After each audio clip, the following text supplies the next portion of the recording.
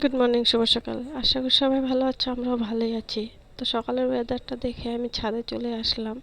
তো এসে দেখে খুব সুন্দর লাগছে, আর হাওয়াটাও খুব সুন্দর দিয়েছিল। তো একটু দাঁড়িয়ে হাওয়াও খেয়ে নিলাম, আর এদিকে দেখো ফুলগুলো কি সুন্দর ফুটেছে, আর বৃষ্টির ছিটা লেগে আছে, কি ভালো লাগছে দেখতে।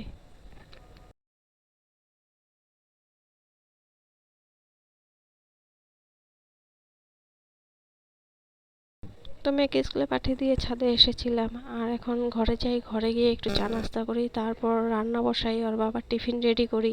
আর ছেলের তো স্কুল নেই, ছেলে ঘরে আছে, ওকেও টিফিন দিতে হবে।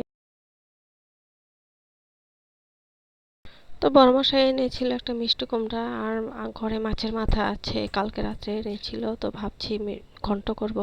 আর এদিকে আমি দুধটা আগে বসিয়ে দিয়েছি, তারপর কুমড়াটা কাটতে বসছি, কারণ কি এখন আমার কাটা হয়নি, তো আমি বসাবো কি।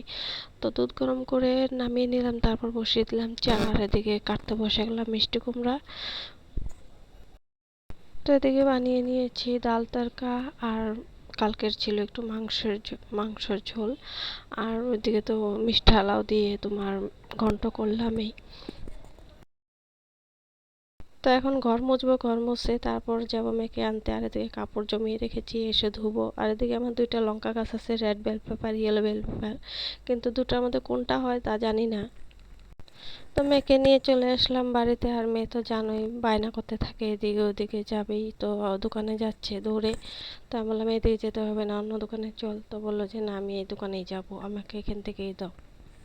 আর এদিকে ছেলে আদা পুজো দিয়েছে, আর মেয়ে এসে বললো যে আমি দিব। তো আমি বললাম যে তোকে ছান করে দিই, তো ছান করে দিলাম, বাকিটুকু মেয়ে করে নিল। তো ভাই বোন দুইজনে মিলেই আজকে পূজাটা শেষ করলো।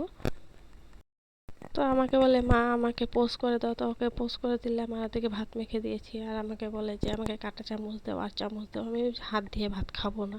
আমি বলি যে হাত দিয়ে খাবি না তো ডিমটা কিভাবে খাবি, বলে যে কাঁটা চামচ দিয়ে খাবো। তো মেয়েকে টিউশন দিয়ে আমি বাইরে আসলাম, একটু কাজ আছে লাইলেন নিতে। তো আজকে এই পর্যন্ত, কালকে আবার দেখা হবে তোমাদের সাথে। ভালো লাগলে লাইক করে দিও, সাবস্ক্রাইব করে দিও, কমেন্টে জানিও। Tata, bye bye, good night.